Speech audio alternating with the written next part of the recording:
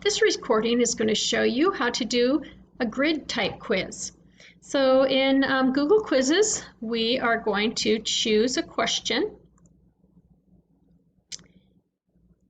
question type, and when this pops up for our question, we are going to choose multiple choice grid or checkbox grid. I'll choose checkbox grid, and I'll put my question. I will just say match character to event, and then I can put in people's names and events that happened. I could also use this for vocabulary, for example. And I would just continue going along with this, and then in my answer key, I'm going to mark the correct answer. So if Mark went to the store and Lucy ate dinner, I'll put a check mark there. I'll give however many points I want to get for getting that done, and then I'll click done. So now this is worth 2 points. I've marked the answers and I'm ready to go. I can also require a response for each row, and I can limit to 1 response per column and even shuffle the row order if I wanted each individual to have a different shuffling to the question. Now I have to pay attention to a couple other things when I'm assigning my quiz. I want to come up here to the settings, and under here it's best to collect email address and limit to 1 response so that you know who actually took this, and only allow them to take it once unless it's a self-check. You want to see if you want to allow them to go back and edit their responses later, and they could edit this for a long time, so I would say don't have them do that. Under presentation, if you want to show a progress bar, especially if you have multiple pages, that shows them how far along that they are. You can also have a different confirmation mentioned here, and you can shuffle the question order. We talked about shuffling the order within a question, but this will shuffle the questions. Just make sure one question doesn't build on another. Then under the quizzes, if it's turned on make this a quiz, then the point values will show. You'll have to turn that on before you'll be able to answer the feedback.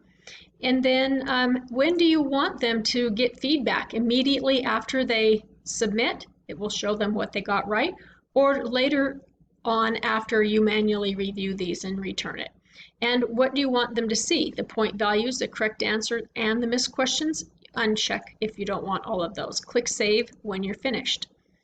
Now let's take a look at how to make a multiple choice one with pictures in it. So I'll click the plus sign. Let's say that I want the child to pick out the word cat, and I find a cat. So this is a pre-reader. I'll go out and find an image. I'll use my Google image search and type in cat.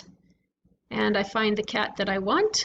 Click Insert, and there's my first option. Then if I want to add another option, let's say this time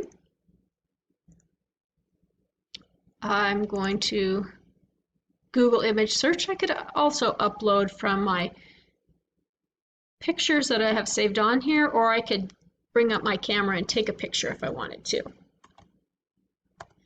And I'll look for a dog, pick a dog, insert it.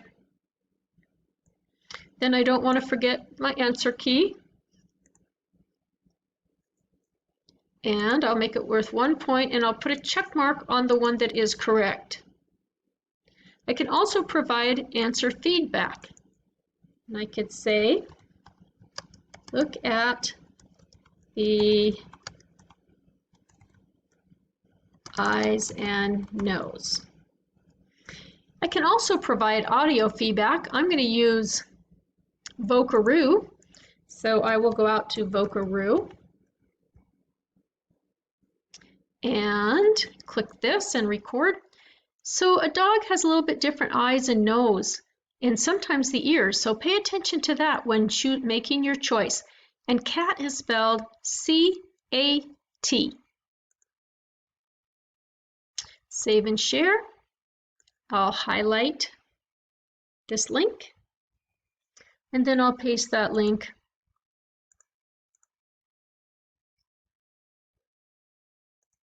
in right here.